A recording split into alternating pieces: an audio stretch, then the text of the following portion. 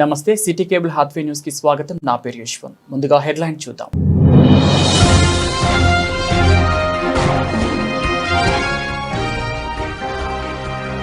రక్షణపై నిర్లక్ష్యం చేస్తున్న 11A అధికారులపై చర్యలు తీసుకోవాలి. ప్రభుత్వాన్ని కోరిన టీబీజీకేఎస్ అధ్యక్షులు మిర్యాల రాజిరెడ్డి.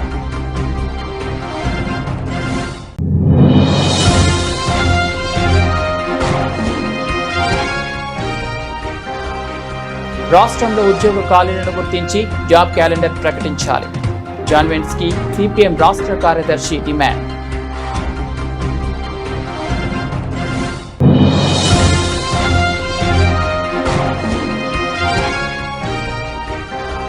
గనుల అమ్మకాలకు వ్యతిరేకంగా కొత్త పౌరుల కోసం ఉద్యోగాలకే సింగరేణి రక్షించుకుందాం. ఐక్య పోరాటానికి సింగరేణి కార్మిక సంఘాల రౌండ్ టేబుల్ సమావేశం తీర్మానం.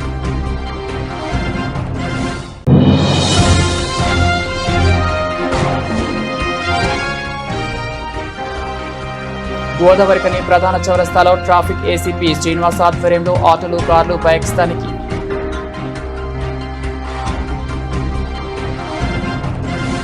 గోదావరికని విలేకరి సమావేశంలో రక్షణపై నిర్లక్ష్యం చేస్తున్న 11A అధికారులపై చర్యలు తీసుకోవాలని టీబీజీకేఎస్ అధ్యక్షులు మిర్యాల రాజిరెడ్డి అన్నారు. ఒకే కుటుంబం, ఒకే లక్ష్యం, ఒకే గమ్యం అని మేనేజ్మెంట్ చెప్తూనే ఆచరణలో కార్మికులను ఇబ్బంది పెట్టి లేదా ఒకవైపు చిత్రహింసలకు గురి చేస్తున్నటువంటి విధానంగా వేధించేటువంటి పరిస్థితులు మేనేజ్మెంట్ చేస్తున్నది. కాబట్టి దాన్ని ఈ 11 ఇంక్లైన్ కార్మిక వర్గం అంతా కూడా వ్యతిరేకిస్తున్నారు. అది టీబీజీకేఎస్ ఖండిస్తూ ఉంది. అదే సందర్భంలో ఉత్పత్తి అంటే రక్షణతో కూడినటువంటి ఉత్పత్తిని తీయాలనేటువంటి అంశాన్ని మొదలుకొని మరి లక్షణాలు అంటేనే ఇయాల గాలి, నీరు గాని అక్కడున్నటువంటి పరికరాలకు సంబంధించినటువంటి దాన్ని సప్లై చేయాల్సినటువంటి పోయి ఇవాళ కార్మిక వర్గానికి సంబంధించినటువంటిది ఉత్పత్తిని ప్రామాణికంగా పెట్టుకొని మేనేజ్మెంట్ వ్యవహరిస్తుంది. వర్కింగ్ ప్రెసిడెంట్ మాదాసు రామ్మూర్తి మాట్లాడుతూ మేనేజ్మెంట్ కార్మికులను మంచి వాతావరణంలో పనిచేయించాల్సింది పోయి ఇన్ఫార్మలను పెట్టుకొని ఒక్కొక్కరికి పనిలో వేధించేటువంటి విధంగా జరుగుతూ ఉంది. కాబట్టి ఈ ఇన్ఫర్మేషన్ పెట్టుకునేటువంటి పరిస్థితిని వెంటనే మానుకోవాలి. సీనియర్ వైస్ ప్రెసిడెంట్ నూనె కొమరయ్య మాట్లాడుతూ ప్రమోషన్లలో కార్మికులకు అన్యాయం చేస్తూ యాక్టింగ్లు చేసే కార్మికులకు సంబంధిత అలవెన్స్లు చెల్లించకుండా అధికారులు పక్షపాత ధోరణితో వ్యవహరిస్తున్నారు. రక్షణ నిర్లక్ష్యాన్ని ప్రశ్నించని గుర్తింపు సంఘం, నిర్లక్ష్యం చేస్తున్నటువంటి యాజమాన్య చర్యలని ఖండించినటువంటి గుర్తింపు ప్రాతినిధ్య సంఘం. రోజు కార్మికుడు ప్రతినిత్యం ప్రతి షిఫ్ట్లో అనేక సమస్యలను ఎదుర్కొంటున్నటువంటి ప్రమాదాల గురించి అయితేంది, వెంటిలేషన్ గురించి అయితేంది, నాణ్యత కలిగినటువంటి పరికరాలు, పనిముట్లు లేకపోవడం అయితేంది, అలాగే ఇంకా ఇతరత్ర మెషినరీ ఇష్యూస్ కానీ ఇవన్నీ జరుగుతుంటే కూడా ఈరోజు యాక్సిడెంట్ జరిగినటువంటి దాన్ని కూడా నమోదు చేయకుండా నిర్లక్ష్యం చేస్తున్నటువంటి యాజమాన్య చర్యల్ని ఖండించినటువంటిది ఏఐటీసీ. ఈరోజు RG1 విషయాల్లో చూసినట్లయితే ఇంకా GDK 11 ఇంక్లైనటువంటి హై టెక్నాలజీ, హై మిషనరీని ఉపయోగిస్తున్నటువంటి యాజమాన్యం అక్కడ రక్షణ అనేది లేనటువంటి పరిస్థితి ఏర్పడుతూ ఉంది. మనందరికీ తెలిసిందే, అక్కడ ప్రమాదాల పరంపర కొనసాగుతూ అనేక మంది హాస్పిటల్కి వచ్చే క్రమంలో చనిపోతుంటే అంబులెన్స్ని ఆందోళన చేసినటువంటి సందర్భంలో అంబులెన్స్ను ఏర్పాటు చేయడం అయితేంది, ఇక్కడికి వచ్చిన తర్వాత హాస్పిటల్లో సరైనటువంటి వైద్య ఆరోగ్య సంబంధించిన చర్యలు సరిగా లేక చనిపోయినటువంటిది అయితేంది. ఇక మైన్ విషయంలో చూసినట్లయితే యాక్సిడెంట్లు నమోదు చేయకపోగా ఏదో ఉచితంగా మస్టర్లు ఇస్తామని భ్రమ పెట్టడం అయితేంది, లేదా అక్కడ ఉన్నటువంటి యాజమాన్యం, ఏజెంట్, మేనేజర్లు, ఇంకా కింది స్థాయి కొంతమంది అధికారులు ఇష్టారాజ్యంగా మాట్లాడుతూ కార్మికులను భయకంపితులను చేస్తూ, భయాందోళనకు గురి చేస్తూ, ప్రశ్నించే వాడిని శిక్షించేటువంటి విధానాన్ని కొనసాగిస్తూ, సర్క్యులర్లను కూడా విభేదిస్తూ, అప్లికేషన్స్ ఫార్వర్డ్ చేయాల్సిన వాటిని చెయ్యకుండా, లేదా ట్రాన్స్ఫర్ వచ్చినటువంటి వాళ్ళని రిలీవ్ చేయకుండా ఇష్టారీతిన మాట్లాడుతున్నటువంటి చర్యలు. సంవత్సరాలు 18-20 సంవత్సరాలు ఒక అధికారి ఒకే చోట తిష్ట వేసినటువంటి క్రమం అయితేంది, దాన్ని సపోర్ట్ చేస్తున్నటువంటి పై అధికారులు అయితేంది, ఇలా కార్మికుల యొక్క అన్ని విషయాలపైన అవగాహన కలిగి ఎవరిని ఎట్లా బెదిరించాలి అనేటువంటి యూనియన్ల సహకారంతో వాళ్ళకి సర్ఫేస్ లో కొంత జాబ్ కల్పిస్తూ ఇతర కార్మికులని భయకంపితులను చేస్తూ చివరికి నేను యాక్టింగ్ చేసినటువంటి యాక్టింగ్ మాస్టర్లను కూడా నమోదు చేయకుండా వాళ్ళకి ఇష్టమైనటువంటి వ్యక్తులకే ప్రమోషన్లు కట్టబెట్టేటువంటి విధానాన్ని కొనసాగిస్తున్నటువంటి RG1 లో ఉన్నటువంటి GDK 11 ఇంక్లైన్ యాజమాన్యాన్ని తీవ్రంగా వ్యతిరేకిస్తూ తెలంగాణ బొగ్గని కార్మిక సంఘం ఆధ్వర్యంలో రాబోయే రోజుల్లో ఇలాంటి చర్యలే కొనసాగించినట్లయితే తప్పకుండా ఆందోళన కార్యక్రమాలు చేపడతామనేటువంటిది తెలియజేస్తా ఉన్నాం. ఈరోజు ఒకనాడు 11 ఇంక్లైన్ కానీ కార్మికులకు పుట్టినీళ్ళుగా పనిచేసింది. ఇవాళ కార్మికుల కష్టాలకు 11 ఇంక్లైన్ కానీ ఒక పుట్టినీళ్ళుగా మారిపోయింది. అధికారులను చూస్తే పోలీసులను, ఎందుకట దొంగలను చూసి పోలీసులు ఎట్లా పరిగెట్టిండ్రో అట్లా కార్మికులను పనిచేస్తోంది తమ రక్తాన్ని చిందించి ఉత్పత్తి చేసే కార్మికులనే భయపెట్టి మళ్ళీ ఇంకింత ఎక్కువ ఉత్పత్తి చేయాలనేటువంటి ఒక దుర్మార్గమైనటువంటి ఆలోచనల సింగరేణి యాజమాన్యం ఏం చెప్తుందో తెలియదు. కానీ 11 ఇంక్లైన్ బాయిలో మాత్రం అధికారులు పాత దొరపోకడలను అనుభవం పాటిస్తూ ఉన్నారు. ఇది పూర్తిగా కార్మిక వ్యతిరేకమైనటువంటి చర్య. వాళ్ళ కార్మికుడు ఉండాలంటే నిబంధనలు కాదు, మేమేం అడుగుతున్నాం, గాలిలో మేము పనిచేసే దగ్గర ఇంత గాలి అంటున్నాం, గర్మి లేకుండా చూడమని అంటున్నాం పనిచేసే దగ్గర, లేదా రూపోటు మంచిగా చెప్పి అది కూలకుండా చూడు, మేము దెబ్బలు తాకుంటూ ఉంటాం అంటున్నాం. అవన్నీ ఇడిచిపెట్టి నేను చెప్పింది చేయి, దెబ్బ తాకుతా నువ్వు మీదనే ఒక 2 రోజులు మళ్ళీ బాయిలోకి దిగు, నువ్వు ఎవరికి చెప్పొద్దే విషయం, ఇట్లా కార్మికుల్ని వేధించుడు భయపెట్టుడు ఈ దొరపోకట మహామహులే కథమైనటువంటి చరిత్ర ఇది. ఈ బొక్కుకు మండే గుణం ఎట్లున్నదో ఈ గడ్డకు తిరుగుబాటు అట్లున్నది. 11 ఇంక్లైన్ కార్మికులను వేధించులు కనుక ఈ అక్కడ అధికారులు మానుకోకపోతే జరిగే పరిణామాలు వాళ్ళే బాధ్యత వహించాల్సి వస్తుంది. కార్మికులు తిరగబడ్డనాడు మీరు ఆ కుర్చీలో కూడా కూర్చోలేరు, ఇది గుర్తెరగాలి. కార్మికులు కష్టపెడితే భయపెడితే వాడు పనిచేయడు. ఈ సింగరేణి నష్టాల్లో ఉన్ననాడు, ఇవాళ 668 కోట్ల రూపాయల అప్పు ఉన్ననాడు, ఈ బొగ్గుబాయిలు మునిగిపోతాయి అన్ననాడు కార్మికులే స్వచ్ఛందంగా 1 గంట సేపు ఎక్కువ పనిచేసి ఉత్పత్తి తెచ్చిర్రు. కానీ ఇవాళ మీరు మీ ప్రణాళికలని లోపభూష్టమైన ప్రణాళికలతోని ఇవాళ సింగరేణి నష్టపోవడానికి 11 ఇంక్లైన్ బాయే పెద్ద కారణం. 3 లాంగవాలు తెచ్చిర్రు 150 కోట్లు పెట్టి, కార్మికుడు తెమ్మన్నాడా? ఈ కార్మికులు పనిచేసి ఆడ ప్రాణాలు కోల్పోయింది తప్ప ఈ కార్మికుడు ఎవరు పని చేయకుండా లేరు. వాళ్ళని వేధించేటువంటి చర్యలను TBGK చూస్తూ ఊరుకోదు. కార్మికులకు ప్లేడేలు వేయడంలో కానీ, కార్మికుల జరిగిన ప్రమాదాలను రిజిస్టర్ చేసి వాళ్ళను హాస్పిటల్లో చికిత్స ఇచ్చే విషయంలో కానీ, బావిలో గాలి సరఫరా చేసే విషయంలో కానీ, కార్మికులకు ప్లేడేలు, నచ్చినోనికి ప్లేడే, నచ్చినోనికి ప్రమోషను, ఇటువంటి విధానాలను కనుక మానుకోకపోతే అందరి విషయాలు బయటకు వస్తాయి. అన్ని విషయాలు కూడా ఉన్నతాధికారులకు వాళ్ళ చైర్మన్తో సహా డైరెక్టర్ పాకు ఇక్కడ కూడా GMకు అందరికి కూడా వీటిని చెప్తాం. ఇవాళ అధికారులు ఉన్నది కార్మికుల సంక్షేమం సంస్థ ఉత్పత్తి సంస్థ సంక్షేమం కోసం ఉన్నారు. అది మర్చి వ్యక్తిగత ప్రయోజనాల కోసం, వ్యక్తిగత ప్రమోషన్ల కోసం పనిచేసే కార్మికులను వేధిస్తే వాళ్ళ కార్మికులు చూస్తూ ఊరుకునే పరిస్థితి ఉండదు. అది గుర్తెరగాలి. మనకంటే ఎక్కువ చదువుకున్న వాళ్ళు వాళ్ళ కార్మికులు చట్టాలు తెలుసు, నియమాలు నిబంధనలు చట్టం అవన్నీ తెలిసినలే కాబట్టి మీరు వాటిని అన్నింటిని గుర్తెరిగి మసులుకోవాలని సందర్భంగా ఒక సూచన చేస్తా ఉన్నాం. తెలంగాణ రాష్ట్ర ప్రధాన కార్యదర్శి కామ్రేడ్ జాన్ వెస్లీ ఆసిఫాబాద్ వెళ్తున్న సందర్భంగా CPM పెద్దపల్లి జిల్లా నాయకత్వం గోదావరి కనిలో వారికి స్వాగతం పలికింది. ఈ సందర్భంగా జాన్ వెస్లీ మాట్లాడుతూ తెలంగాణ రాష్ట్రంలో కాంగ్రెస్ ప్రభుత్వం బీసీలకు 42% రిజర్వేషన్ల అమలుకు బిల్లుకు తీసుకువచ్చి కేంద్రానికి పంపిస్తే కేంద్ర ప్రభుత్వం బీసీల రిజర్వేషన్లను అడ్డుకుంటున్నది. రిజర్వేషన్ తీసుకువచ్చి ఆర్డినేషన్స్ తీసుకొచ్చి గవర్నర్కి పంపితే గవర్నర్ నిలిపివేశారు. జీవో నెంబర్ 9 తీసుకువచ్చి రిజర్వేషన్ల అమలుకు ఎన్నికల నోటిఫికేషన్ తీసుకువచ్చిన తర్వాత హైకోర్టు దానిపై స్టే విధించింది.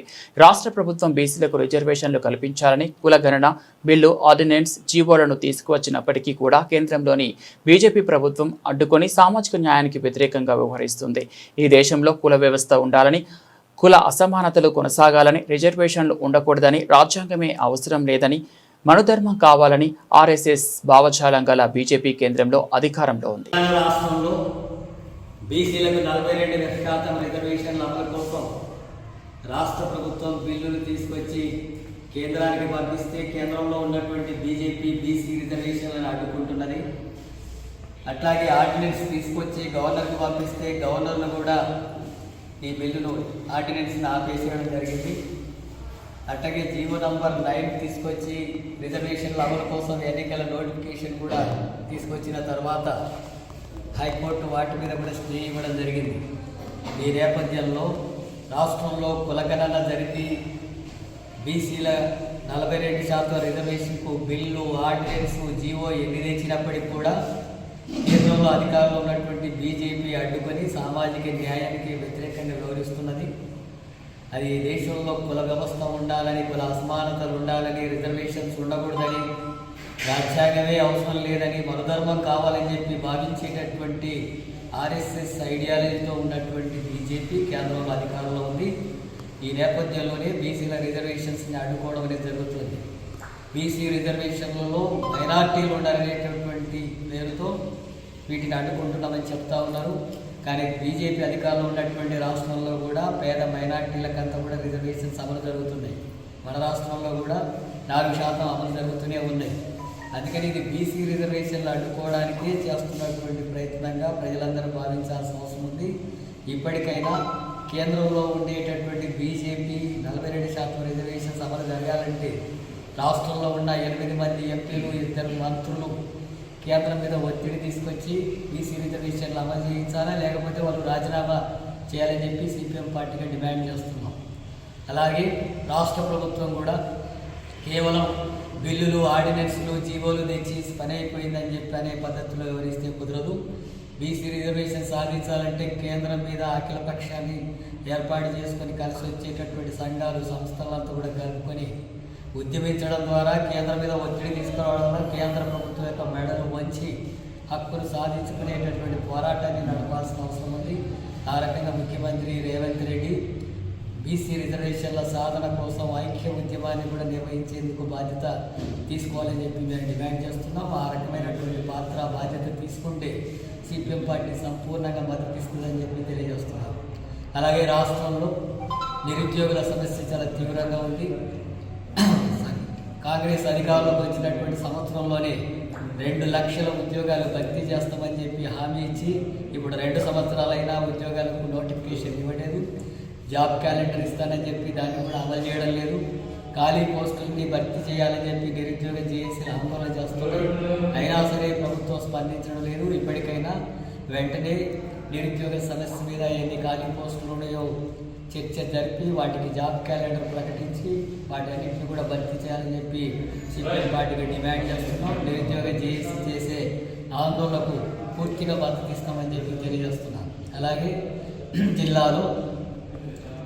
ఈ జిల్లాలో పెద్దపల్లి జిల్లాలో ఇళ్ల స్థలాల కోసం పేదలు అనేక రకాల ఉద్యమాలు చేసి ఇళ్ల స్థలాలు గుడిసెలు వేసుకొని నివాసం ఉంటున్నారు. వాళ్ళందరికీ కూడా పట్టాలు ఇస్తామని చెప్పి ప్రభుత్వం అట్లాగే కొన్ని స్థానిక ఎమ్మెల్యే హామీ ఇచ్చున్నాడు. వాటి హామీని అమలు చేసేటట్టుగా చర్యలు తీసుకోవాలని చెప్పి కోరుతున్నాను. ఆ రకంగా ప్రభుత్వం వెంటనే ఇప్పటికైనా ఇల్లు లేనటువంటి పేదలకంతా ఇళ్ల స్థలాలు ఇచ్చి ఇందిరమ్మ ఇల్లు నిర్మాణం చేపట్టేటటువంటి కార్యక్రమం జరగాల. రాష్ట్ర స్థాయిలో అనేక ప్రాంతాల్లో సిపిఎం పార్టీ ఆధ్వర్యంలో పేదలు గుడిసెలు వేసుకొని నివాసం ఉంటున్నారు. వాళ్ళందరికీ కూడా పట్టాలు ఇచ్చి ఇందిరమ్మ ఇల్లు నిర్మాణం చేపట్టి కార్యక్రమం చేయాలని చెప్పి డిమాండ్ చేస్తున్నాం. ఆ రకంగా జరగకపోతే పెద్ద ఎత్తున ఆందోళన కోసం వస్తుందని హెచ్చరిస్తున్నాం. తెలంగాణ రాష్ట్రంలో అత్యంత కీలకమైన పరిశ్రమ 150 ఏళ్లుగా చరిత్రను సృష్టిస్తున్న సింగరేణి సంస్థకు ప్రమాదం ముంచుకొచ్చిందని, సింగరేణి బొగ్గు గనులు అమ్మకాలకు పెట్టడం ద్వారా కొత్త గనులు తీయకుండా అడ్డుపడడం ద్వారా సింగరేణి మనుగడ లేకుండా చేసేందుకు కేంద్ర రాష్ట్ర ప్రభుత్వాలు పూనుకుంటున్నాయని, లాభాలతో నడుస్తున్న సింగరేణి సంస్థకు కొత్త బావులు తీయడానికి, ఉద్యోగాలు, ఉపాధిని కల్పించడానికి అడ్డమేమిటి? సిఎంఎల్సి ప్రొఫెసర్ కోదండరాం, సింగరేణి కార్మికుల సంఘాల నాయకులు T Srinivas, Madasu Rammurthy, Kamera Gattaiah, Ratnakar, Rajamouli, K Vishwanath, G Ramulu, Tolaka Ramesh నాయకులు విమర్శించారు. గోదావరికని ప్రెస్ క్లబ్లో ఐ కృష్ణ అధ్యక్షతన రౌండ్ టేబుల్ సమావేశం జరిగింది. ఈ సమావేశంలో ఐఏటియు, టిఎన్టీయూసి, సిఐటియు, తెలంగాణ ఉద్యోగుల సంఘం, ఏఐఎఫ్టియు, టియుసిఐ తదితర సంఘాల నాయకులు పాల్గొన్నారు. 2025 నాటికి 20,000 మంది కార్మికులు 20 మిలియన్లలో 60 మిలియన్ టన్నుల బొగ్గు ఉత్పత్తి అనేటువంటి లక్ష్యం ఇచ్చినప్పుడు ఏదైతే ప్రతిపాదన చేసిందో అవే ప్రతిపాదనతో ఇవాళ ప్రభుత్వంలో ఉన్న వాళ్ళ పేర్లు మాత్రమే తప్ప దానికి అనుగుణంగానే ఇవాళ ఇక్కడ పరిపాలన సాగుతా ఉంది. ఈ సింగరేణి బ్రతకాలంటే కొత్త బొగ్గు పాయం రావాలి. ఉన్న వాళ్ళకి బొగ్గు అయిపోతుంది, పక్కన పోయి తవ్వుకోవాలంటే ఈ మనుషుల్ని అటు షిఫ్ట్ చేయాలన్నా, ఈ మిషనరీని అటు షిఫ్ట్ చేయాలన్నా ఇవాళ కొత్త చట్టాలు ఏమున్నాయి. అంతకుముందు మనం గుర్తించినటువంటి బొగ్గు బ్లాకులను మనమే తవ్వుకునే అధికారం ఉండే. దాన్ని ఇవాళ కేంద్ర ప్రభుత్వము దాంట్లో చట్ట సవరణ చేసి ఇవాళ ఈ రాష్ట్రంలో ఉన్న వాళ్ళు కేంద్రంలో ఉన్నప్పుడు దాన్ని మొదటగా క్యాప్టివ్ మైనింగ్ పేరు మీద నీకు కరెంటు ఉత్పత్తి చేస్తే నీకు బొగ్గు అవసరం కాబట్టి నువ్వు బొగ్గు బావి కావచ్చు, నీకు బొగ్గు బావి ఉన్నాయి కాబట్టి నువ్వు కరెంటు కావాలి కాబట్టి కరెంటు తవ్వుకోవచ్చినటువంటి ఒక కొత్త స్కీమ్ తెచ్చి చేసిన దాన్ని లోపాలు ఉన్నాయని దాన్ని సవరించమని కోర్టుకు పోయిన వాళ్ళు కొందరు ఉన్నారు. ఆ కోర్టు ఓసీలో ఉత్పత్తి ఎంత, దాని ఖర్చు ఎంత, దీని ఖర్చు ఎంత, ఏ మైళ్ళు ఎప్పుడు మూతపడతాయి, మ్యాన్ పవర్ 2042కి ఎంత ఉంటుంది, ఉత్పత్తి ఎంత వస్తుంది, ఇదంతా కూడా గతంలో ఈ బుక్లెట్ ఇచ్చింది చిన్న. ఇప్పుడు ఓపెన్గా చెప్తా ఉంది. మనుగోలు భవిష్యత్తు లేదు, 4-5 సంవత్సరాల్లో క్లోజు, ఇల్లందు క్లోజు, ఆర్జీవన్ ఆర్జీచులు కూడా దీనికి లైఫ్ తక్కువే ఉంది, బెల్లంపల్లి ఉంది, మందమరి పరిస్థితి. అంటే వాడు సీదా చెప్పదలుచుకుంది సింగరేణికి ఇక కొత్త ప్రాజెక్టు రాకుండా మనుగడ లేదనేది వాళ్ళే చెప్తా ఉన్నారు. వాళ్ళు చెప్తున్నారు, మనం చాలా కాలం చెప్తా ఉన్నాం. నేను అనేది ఏంటంటే సింగరేణి మేనేజ్మెంట్ ప్రభుత్వాలు ఏది ఎప్పుడు మూత పడుతుంది అనేటువంటి తెలిసిన వాళ్ళు మరి దీనికి అనుగుణంగా సింగరేణిలో ఇన్ని లక్షల రూపాయల జీతం తీసుకున్నటువంటి అధికారులు రాష్ట్ర ప్రభుత్వం ఏం పర్యవేక్షణ చేస్తుంది? సింగరేణి మైన్స్ క్లోజ్ అవుతున్నప్పుడు కొత్త ప్రాజెక్టుల కోసం ఎందుకు ప్రణాళికలు వేయలేకపోయారు? ఎందుకు వేయలేకపోయారు? మన దగ్గర బొగ్గులు లేవా? బొగ్గు నిల్వలు లేవా? బ్లాకులు లేవా? ఈ సమస్య ఎదుర్కొంటున్నామా మనం? దీని తగ్గట్టు మనం మైన్స్ క్లోజ్ అవుతున్నప్పుడు కొత్త ప్రాజెక్టులు తెస్తామని చాలా కాలం నుంచి గత 10-12 సంవత్సరాలుగా మేము ఈ సంవత్సరంలో ఇన్ని కొత్త ప్రాజెక్టులు తీసుకొస్తామని గవర్నమెంట్ అందరూ మాట్లాడినటువంటి మేనేజ్మెంట్ కూడా ప్రకటించినటువంటిది. ఇవాళ ఏంటి పరిస్థితి? మరి కొత్త ప్రాజెక్టుల పరిస్థితి ఏమిటి? నువ్వు ఒకటి మొన్నటిదాకా ఒక ప్రభుత్వం ఉన్నప్పుడు ఆక్షన్స్కు పోలేదు. నువ్వు కూడా నిన్న వచ్చిన కొత్త ప్రభుత్వం మాట్లాడింది, కొత్త ప్రాజెక్టుల కోసం మేము కేంద్ర ప్రభుత్వం ఒత్తిడి ఇచ్చేనా మన గనులు మనకు వచ్చే విధంగా మేము ప్రయత్నం చేస్తామని చెప్పింది. హైదరాబాద్లో కేంద్ర ప్రభుత్వం మైన్స్ను యాక్షన్ వేసేటప్పుడు మేము పోయినప్పుడు కూడా అప్పుడు రాష్ట్ర ప్రభుత్వం కూడా ఒక రికమెండేషన్ చేసింది, మా గనులు మాకు ఇవ్వండి అనేటువంటిది మాట్లాడింది. 20 నెలల కాలంలో ఈ ప్రభుత్వం ఎక్కడా కేంద్ర ప్రభుత్వంతో తెచ్చింది లేదు, ఒక ప్రాజెక్టు పోయినటువంటి ప్రాజెక్టుల మీద మాట్లాడింది లేదు. ఫైనల్గా ఏం చేశారు? వాళ్ళ ఆక్షన్స్లో పాల్గొనాలనేటువంటి ఒక నిర్ణయం చేశారు. ట్రేడ్ యూనియన్ల భుజాల మీద తుపాకులు పెట్టి ఇది మాది కాదు నిర్ణయం, ప్రభుత్వం కార్మిక సంఘాలన్నీ కూడా కలిసి చేసినని ప్రకటించింది. మా వేదిక దీనికి వ్యతిరేకం, ఆక్షన్స్లో పాల్గొనేటువంటి విధానానికి వ్యతిరేకం. ఎందుకు? అసలు కేంద్ర ప్రభుత్వం ఆక్షన్లు వేసేటువంటి విధానమే వ్యతిరేకమైనటువంటిది. కార్పొరేట్ సంస్థలకి మొత్తం గనులు ఇచ్చేటువంటి బొగ్గు గనుల్ని దేశంలో ఉన్నటువంటి ప్రభుత్వ రంగ పరిశ్రమలు వేసేటువంటి విధానం కనుక దానికి వ్యతిరేకం. 2, పోనీ MMDC యాక్ట్ వచ్చిన తర్వాత అనేక రాష్ట్ర ప్రభుత్వాలు నామినేషన్ పద్ధతిలో తీసుకున్నటువంటి పరిస్థితి ఉంది. ఈ ప్రభుత్వం ఎందుకు ఒత్తిడి చేయట్లేదు? ఈ ప్రభుత్వం ఎందుకు మీరు ఒత్తిడి చేయట్లేదు కేంద్ర ప్రభుత్వాన్ని? మా గనులు మాకు ఇవ్వండి, ఆక్షన్స్ అవసరం లేదు, మీ గనులు గనులు ప్రాజెక్టులు ఇవి అనేటువంటిది నువ్వు ఎందుకు మాట్లాడలేకపోయినావు? కేంద్ర ప్రభుత్వంతో యుద్ధం చేయలేక, ఈ ప్రభుత్వంలో ఉన్నటువంటి బొక్కలు లొసుగులు వాళ్ళకు ఉన్నాయి కనుక, ఈ పద్ధతిలో మనం వాళ్ళతో కొట్లాడలేం కనుక మనం ఆక్షన్స్లో పోవాలనేటువంటిది అన్నది. ఓకే, రైట్, పోతాం. మీరు ఒకటే అడుగుతున్నాం, ఆక్షన్స్లో పాల్గొంటే మనకి ఏమన్నా వెయిటేజీ ప్రాధాన్యత ఏమన్నా ఉందా? ఉంటే మనం పాల్గొంటే మనకు వస్తాయి. ప్రైవేట్ కార్పొరేట్ సంస్థలు మనం పాల్గొంటే ఉత్పత్తి ఖర్చు మనకంటే తక్కువ తీయగలుగుతాడు వాడు. కాంట్రాక్ట్ కార్మికులతో పెట్టుకొని పెద్ద ఎత్తున వేతనాలు తక్కువ చేస్తాడు, ఏదైనా చేసుకుంటాడు, L1గా ఉంటాడు వాడు. అప్పుడు రాకపోతే నువ్వేం చేస్తావు అంటే నన్ను ఆక్షన్స్లో పాల్గొండి, ఇది ప్రశ్న. కనుక ఈ విధానాన్ని వ్యతిరేకిస్తాం. రావాలి, కొత్త బావులు రావాలి అని అందరం కూడా అడుగుతున్నాం. కానీ మేమేం చేయాలి? మా చేతిలో తవ్వే అధికారం కేంద్రం ఉంచుకుంది. వాళ్ళేమో మీరు వేలం పాటలో పాల్గొంటే తప్ప ఏమంటున్నారు, పాల్గొనకపోతే వచ్చేటట్టు లేవు, ఏం చేయాలి? పాల్గొంటే కూడా రాకపోతే ఏంటి అనేది మనం మీమాంస. మరి అప్పుడేం చేస్తాం? అప్పుడే ఎట్లా పరిష్కరించుకుంటాం? నేను అనుకుంటాం ఇది ఒక సమస్య, జటిలమైన సమస్య. మనం ఒకసారి విడిగా కూర్చొని దీనికి న్యాయమైన, రాజ్యాంగబద్ధమైన, ప్రజాస్వామికమైన ఒక పరిష్కారాన్ని మనం వెతుక్కోవలసిన అవసరం ఉంది. ఎవరు ఏదంటున్నాడో వాళ్ళ మీద కూడా మనం గట్టిగానే అడగవలసి వస్తుంది. వాళ్ళని వదిలిపెట్టి లాభం లేదు. మొత్తం రాష్ట్ర ప్రభుత్వం అంటే కూడా నడవదు. ఇవ్వవలసిన వాడు కేంద్ర ప్రభుత్వం కాబట్టి వాళ్ళని కూడా మనం గట్టిగానే అడగాలి.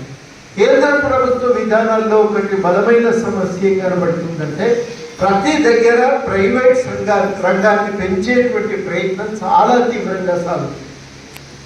మీరు ఆర్టీసీని చూడండి, బస్సులు కొనుక్కోవడానికి పైసలు ఇస్తారు, కానీ ఎవరికి ఇస్తారు? ఓన్లీ ఎలక్ట్రిక్ బస్సులు కొంటేనే పైసలు ఇస్తారు. ఆ బస్సులు కూడా ఆర్టీసీ కొంటానంటే ఇయ్యాలి.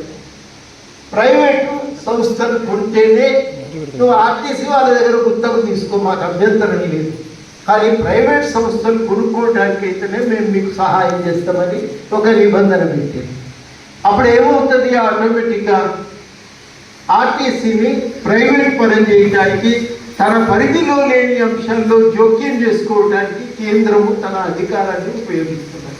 ఇక్కడ కూడా సింగరేణి రాష్ట్ర ప్రభుత్వానికి సంబంధించిన అంశం. కానీ తన పరిధిలో లేని అంశంలో కూడా కేంద్ర ప్రభుత్వం జోక్యం చేసుకొని దాని ప్రైవేటీకరణకు పరోక్షంగా ఒక ప్రయత్నం అయితే చేస్తూనే ఉన్నారు. ఇవి మనం కీలకంగా మనం అర్థం చేసుకోవడానికి ప్రయత్నం చేయవలసిన అవసరం ఉంది. ఎందుకని నేను అనేది పోలీస్ అమరవీరుల సంస్మరణ కార్యక్రమంలో భాగంగా ఈరోజు పెద్దపల్లి జిల్లా గోదావరికని 1 టౌన్ పోలీస్ స్టేషన్లో విద్యార్థులకు ఓపెన్ హౌస్ కార్యక్రమం నిర్వహించారు. ఈ సందర్భంగా పోలీసులు ఉపయోగిస్తున్న టెక్నాలజీ గురించి, పౌరులు పొందాల్సిన సేవలు, డయల్ 100, షీటింగ్, cyber crime, drunk and drive వల్ల జరిగే నష్టాల గురించి, reception, station writer, VH F set, teleconference, online FIR, part map, ఆయుధాలు భద్రపరచు రూమ్, సీసీ కెమెరాల command control room, minor driving చేయవద్దని, మోటార్ వాహనాల చట్టాల గురించి, వివిధ రకాల బందోబస్తు గురించి, సమాజంలో పోలీసుల పాత్ర, కర్తవ్యాలపై విద్యార్థులకు సమాచారం అందిస్తూ నేర నివారణలో పోలీసుల పాత్రను వివరించి విద్యార్థులకు అవగాహన కల్పించారు. నేరస్తులను ఫింగర్ ప్రింట్ విధానం ద్వారా గుర్తుపట్టే టెక్నాలజీ, ఫ్రెండ్లీ పోలీసింగ్పై అవగాహన కల్పించారు. గంధం రామ్కి మార్కండయ్య కాలనీ గోదావరికని నివాసి గత 2.5 సంవత్సరాలుగా అతని భార్యతో గల కుటుంబ కలహాలను మనసులో పెట్టుకుని తన భార్య కాపురానికి రావటం లేదు అని మనస్తాపం చెంది 20/10/2025 రోజున రాత్రి 10 గంటల సమయంలో గడ్డి మందు తాగి ఆత్మహత్య యత్నానికి పాల్పడ్డాడు. వెంటనే కరీంనగర్లో ఓ ప్రైవేట్ ఆసుపత్రికి తీసుకువెళ్లి చికిత్స అందించారు. పరిస్థితి విషమించడంతో నిన్న సాయంత్రం హైదరాబాద్కు తరలిస్తూ ఉండగా మార్గ మధ్యలో మరణించారు. మృతదేహాన్ని గోదావరికని ప్రభుత్వ ఆసుపత్రికి తరలించారు. మృతుని భార్య ఫిర్యాదు మేరకు గోదావరికని 1 టౌన్ ఎస్ఐపి రాజయ్య కేసు నమోదు చేసి దర్యాప్తు చేస్తున్నారు. గోదావరికని ప్రధాన చౌరస్తాలో ట్రాఫిక్ ఏసీపీ శ్రీనివాస్ ఆధ్వర్యంలో ఆటోలు, కార్లు, బైక్స్ తనిఖీ చేశారు. వితౌట్ హెల్మెట్ వాళ్ళకి టూ వీలర్ వెహికల్ ఫైన్ వేశారు. హెల్మెట్ లేని వాళ్ళకి మొబైల్ తీసుకొని హెల్మెట్ పెట్టుకొని రమ్మన్నారు. ఈ కార్యక్రమంలో traffic CI Rajeshwararao, traffic SI Harishekar, traffic constable తదితరులు పాల్గొన్నారు.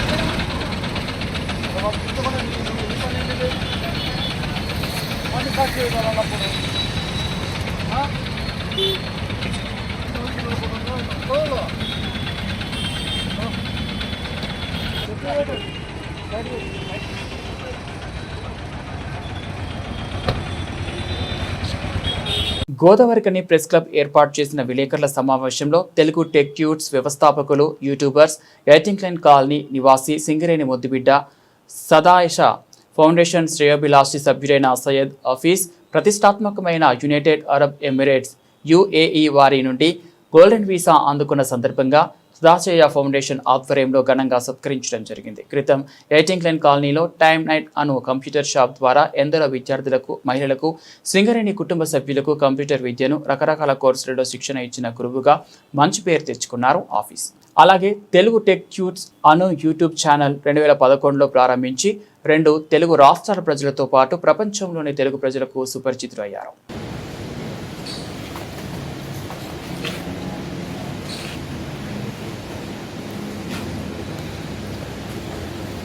2017లో Andhra Pradesh government social media summit award అని చెప్పేసి ఒక అవార్డు ఇచ్చింది.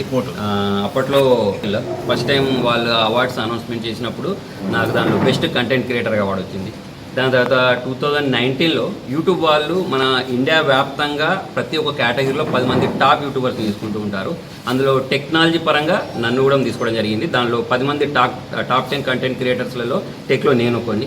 అలానే రీసెంట్గా 2022లో ఫోర్బ్స్ వాళ్ళు ఇండియా వైడ్గా అందరు ఇన్ఫ్లుయెన్సర్స్ని తీసుకుంటారు. దానిలో టిక్టాక్ వాళ్ళు ఉంటారు, ఇన్స్టాగ్రామ్ వాళ్ళు ఉంటారు. అన్ని ఫీల్డ్స్లలో ఒక 100 మందిని సెలెక్ట్ చేస్తారు. దానిలో ఫోర్బ్స్ జాబితాలో 32 ర్యాంక్ రావడం జరిగింది. సో రీసెంట్గా అయితే ఇప్పుడు UAE గోల్డెన్ వీసా ఇచ్చారు.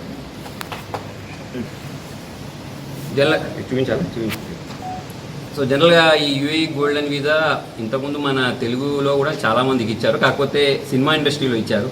అల్లు అర్జున్ గారికి, చిరంజీవి గారికి, తమిళనాడు రజనీకాంత్ గారికి, సో ఇలాంటి వాళ్ళకైతే ఇవ్వడం జరిగింది. సో ఇప్పుడు మన ఫీల్డ్ అంటే యూట్యూబ్ గురించి మాట్లాడినట్టయితే తెలుగులో 2 రాష్ట్రాలలో నాకైతే మొదటిసారి వచ్చింది. కాలనీ నివాసి, అలాగే సింగరేణి ముద్దుబిడ్డ, తెలుగు టెక్ ట్యూట్స్ వ్యవస్థాపకులు సయ్యద్ హఫీజ్ గారు ఒక ప్రతిష్టాత్మకమైన అవార్డును పొందిన సందర్భంగా యునైటెడ్ అరబ్ ఎమిరేట్స్కు 10 సంవత్సరాలు ఉచితంగా గవర్నమెంట్ నేను పంపిస్తున్నది. సో ఆ సందర్భంగా మా ఫౌండేషన్ సభ్యుడు కాబట్టి వారిని చిరు సత్కారం చేయాలని అనుకొని ఇక్కడికి రావడం జరిగింది. సో ఈ సందర్భంగా విచ్చేసిన జర్నలిస్ట్ మిత్రులందరికీ పేరు పేరున నమస్కారాలు తెలియజేస్తూ వారికి ముందుగా బొకే ఇస్తున్నాను. ఎయిటింగ్లైన్ కాలనీలో టైమ్ నెట్ అనే ఒక షాప్ పెట్టారు. సో అప్పటి నుంచి చాలామందికి యువతకు ప్లస్ మహిళలకు అందరికీ ఈ కంప్యూటర్ మీద పరిజ్ఞానం అంటే వాళ్ళు నేర్పించేది. సో ఆ సందర్భంగానే అట్లనే తెలుగు టెక్ ట్యూట్స్ అని 2011లో స్టార్ట్ చేయడం జరిగింది. దాని ద్వారా అసలు సెల్ అంటే కొత్త సెల్ వచ్చినప్పుడల్లా దానిలో ఉన్న లోడ్ పార్ట్లను కానీ లేకపోతే అప్డేట్స్ని కానీ వాటిని వివరిస్తూ అంటే ఇంగ్లీష్లో ఉంటుంది కదా, ఇంగ్లీష్ నుంచి తెలుగులో అనువాదం చేస్తూ అప్పటి నుంచి 2011 నుంచి వారు హఫీజ్ దీన్ని సమాజానికి పరిచయం చేస్తున్నారు. దాదాపు తెలుగు రాష్ట్రాల్లో అందరికీ సుపరిచితులు. సో అట్లనే కాకుండా మన అన్ని రాష్ట్రాల్లో ఉన్న తెలుగు ప్రజలందరికీ వీరు పరిచయం అయ్యారు. దానిలో భాగంగానే దాదాపు 18 లక్షల మంది వీళ్ళు సబ్స్క్రైబర్స్ ఇప్పటి వరకు ఉన్నారు హఫీజ్కు. సో చాలా అవార్డులు పొందడం జరిగింది.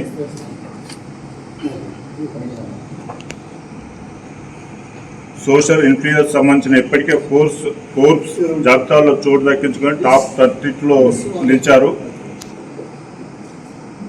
2 తెలుగు రాష్ట్రాల్లో తెలుగు టీవీలు, మొబైల్ ఫోన్లలో పనికి వచ్చే ఎన్నో విషయాలు తెలుగులో అనువదించి యువతకు మేలుకొల్పు చేశారు. వాటిలో వచ్చే అప్డేట్స్, నెగిటివ్, పాజిటివ్ విషయాలను ప్రజల ముందుకు ఆవిష్కరిస్తూ 18 లక్షల సబ్స్క్రైబర్స్ను సంపాదించడం జరిగింది. ఇప్పటి వరకు 4.2K వీడియో చేసి ప్రజల మన్ననలు, అభిమానాన్ని పొందారు. వీరికి మామూలుగా నెలకు దాదాపు 2 lakhs పైనే అట్లా సంపాదిస్తున్నారు కష్టపడి. ముఖ్యంగా హఫీజ్ గురించి చెప్పాలంటే బాగా చదువుకొని ఏదో పోస్ట్ గ్రాడ్యుయేట్ చేసి ఉన్న వాళ్ళే సంపాదిస్తారని ఒక అపోహ. కానీ మన సింగరేణి ప్రాంతంలో ఉన్న మన హఫీజ్ ఇంటర్మీడియట్ వరకే చదువుకున్నారు. సో ఆయన కష్టపడి కృషి చేసి ఆయన ఎంచుకున్న అంశం మీద చాలా పట్టుదలతో పోవడం మూలాన ఇప్పుడు ఎంతో మన 2 రాష్ట్రాల్లో ఒక పేరు సంపాదించడం జరిగింది. ఈ మధ్యలోనే యునైటెడ్ అరబ్ కంట్రీస్ వాళ్ళు ఈ ఒక వారి 10 సంవత్సరాలు వాళ్ళ ఫ్యామిలీని ఉచితంగా రాష్ట్రం ఈయన చేసిన సేవలను గుర్తించి అరబ్ కంట్రీస్కు 10 సంవత్సరాలు పంపించేందుకు వీసా ఇవ్వడం జరిగింది. ఆ సందర్భంగా సదాశయ ఫౌండేషన్ ఆధ్వర్యంలో మా సభ్యుడు కాబట్టి, అలాగే మా శ్రేయోల్ లాస్ట్ కాబట్టి ఆయన సన్మానించడానికి మేము ఇక్కడికి రావడం జరిగింది. కర్నూలు బస్సు ప్రమాదంలో కీలక విషయాలు బయటపడుతున్నాయి. ఈ ఘటనలో ట్రావెల్స్ బస్సు శివశంకర్ బైక్ను ఢీకొట్టింది. బస్సు ఢీకొట్టడం వల్ల మంటలు చెలరేగి ఇంతటికీ దుర్ఘటన సంభవించింది. ఈ ప్రమాదంలో బైకర్ శివశంకర్ కూడా ప్రాణాలు కోల్పోయాడు. అయితే తాజాగా సోషల్ మీడియాలో ఓ వీడియో వైరల్ అవుతుంది. ఈ ప్రమాదానికి ముందు శివశంకర్ మద్యం సేవించి ఓ పెట్రోల్ బంక్కు వెళ్తుండగా కొందరు వీడియోను ట్వీట్ చేస్తున్నారు. ఈ ప్రమాదానికి ముందు అంటే శుక్రవారం తెల్లవారుజామున 2:22 సమయంలో శివశంకర్ మరో వ్యక్తి కలిసి పల్సర్ బైక్పై పెట్రోల్ బంక్లోకి వచ్చారు. పెట్రోల్ కొట్టించుకునేందుకు బంక్లోకి వెళ్లినా అక్కడ ఎవరూ లేకపోవడంతో శివశంకర్ వెళ్లిపోయినట్లు సీసీటీవీ ఫుటేజ్ ద్వారా తెలుస్తోంది.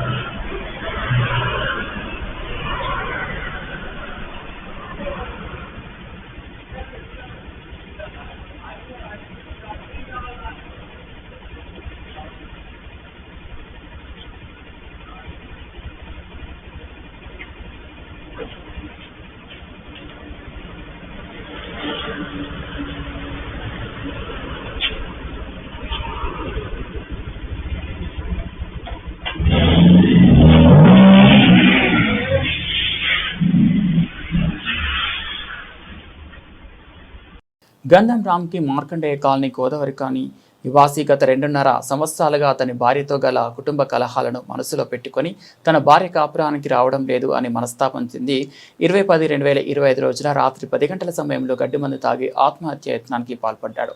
వెంటనే కరీంనగర్లో ఓ ప్రైవేట్ ఆసుపత్రికి తీసుకువెళ్లి చికిత్స అందించారు. పరిస్థితి విషమించడంతో నిన్న సాయంత్రం హైదరాబాద్కు తరలిస్తుండగా మార్గ మధ్యలో మరణించాడు. మృతదేహాన్ని గోదావరికని ప్రభుత్వ ఆసుపత్రికి తరలించారు. మృతుని భార్య ఫిర్యాదు మేరకు Godavarikhani 1 town SI P Rajaiah కేసు నమోదు చేసి దర్యాప్తు చేస్తున్నారు.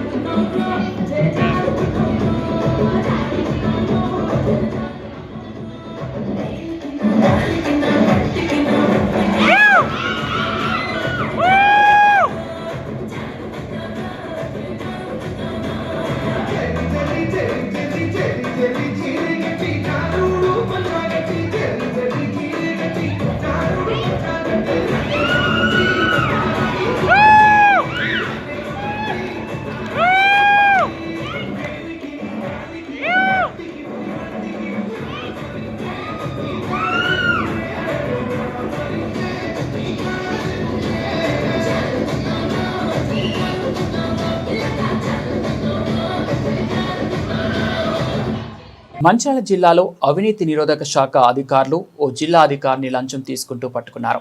జిల్లా సహకార శాఖ అధికారి రాథోడ్ బిక్కు నాయక్ తన నివాసం మంచిర్యాల కేంద్రంలోని ఇక్బాల్ అహ్మద్ నగర్లో 2 లక్షల రూపాయల లంచం స్వీకరిస్తుండగా ఏసీబీ బృందం చేతికి చిక్కారు. సస్పెండ్ అయిన ఉద్యోగికి పెరిగిన వేతనాలు మంజూరు చేసే క్రమంలో మొత్తం 7 లక్షల లంచం డిమాండ్ చేసిన బిక్కు నాయక్ తొలి విడతగా 2 లక్షలు తీసుకునే సమయంలో వలపన్ని పట్టుబడ్డారు.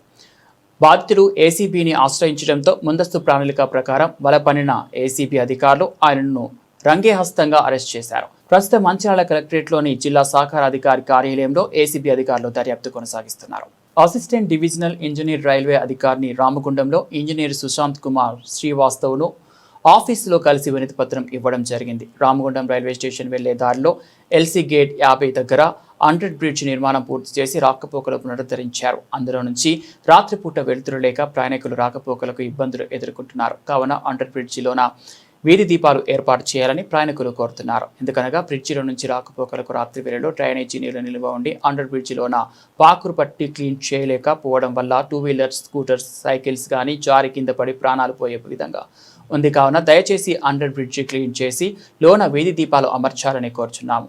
అనుమాస శ్రీనివాస్ జీన్స్, TRUCC railway member, Ramagundam. Bulletin ముగించే ముందు హెడ్లైన్స్ మరోసారి.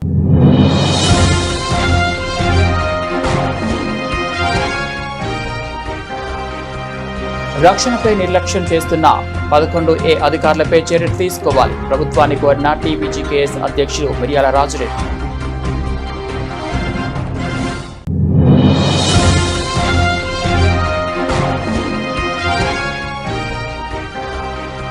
రాష్ట్రంలో ఉద్యోగ ఖాళీలను గుర్తించి జాబ్ క్యాలెండర్ ప్రకటించాలి.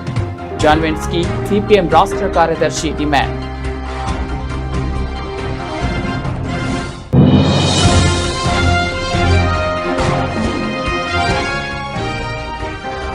గనుల అమ్మకాలకు వ్యతిరేకంగా కొత్త పౌరుల కోసం ఉద్యోగాలకే సింగరేణి రక్షించుకుందాం. ఐక్య పోరాటానికి సింగరేణి కార్మిక సంఘాల రౌండ్ టేబుల్ సమావేశం తీర్మానం.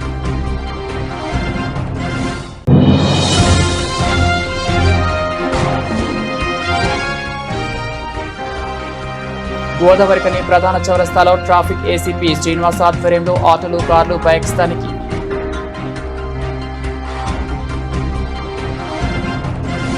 ఏవి బులెటిన్ అప్డేట్స్ మరో బులెటిన్లో మళ్ళీ కలుద్దాం.